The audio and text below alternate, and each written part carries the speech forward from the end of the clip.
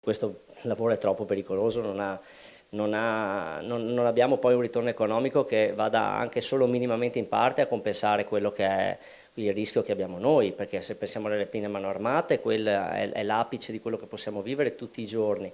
E il furto, diciamo, notturno è il minimo che ci può capitare, anche se è uno shock che ti lascia, ovviamente non ti fa più vivere come prima, c'è poco da fare. È amareggiato Giovanni Barison, titolare della gioielleria in piazzale Santa Croce a Padova, che nella notte tra il 25 e il 26 giugno scorsi è stata colpita da una banda criminale che è entrata nella sua attività portando via più di 15.000 euro di beni e facendo danni per altrettanti.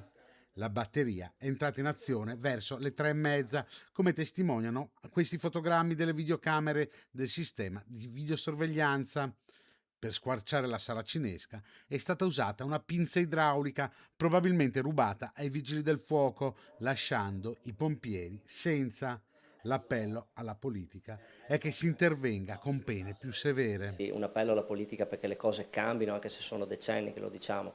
Questi furti, queste associazioni a delinquere, soprattutto aggravate dal fatto di rubare degli attrezzi che salvano vite, adesso i vigili del fuoco si trovano privi di questi utensili, dovrebbero prevedere delle pene molto più serie, pene di 15-20 anni di galera, allora si darebbe un deterrente importante a queste persone che creano un danno alla società, alla nostra comunità, che è incredibile, perché oltre ai gioiellieri poi vanno a finire nel mirino anche altre attività. La banda che ha colpito la gioielleria di Barisone è probabilmente la stessa che ha colpito anche a Vittorio Veneto, a Pordenone e a Verona negli scorsi giorni.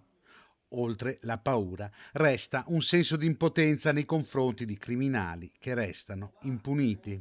Noi abbiamo pensato di difenderci tante volte e anche con altri colleghi ci si confronta sempre su questo, però purtroppo siamo in un paese in cui, è brutto dirlo, ma non c'è quasi più tutela verso i delinquenti che delinquono, però siamo un po' quasi a questa merce. Vediamo anche il caso di Ruggero, vediamo casi di altri colleghi o anche di amici tabaccai che hanno avuto rapine. Quando si prova a reagire si sa che la vita ci viene tolta fondamentalmente. Quindi il pensare di difendersi, le conseguenze che ci sono terribili per noi che siamo persone oneste che vengono a lavorare tutti i giorni, mentre per chi delinque purtroppo non è così. E quindi la voglia di armarsi, ad esempio, è sempre stata esclusa.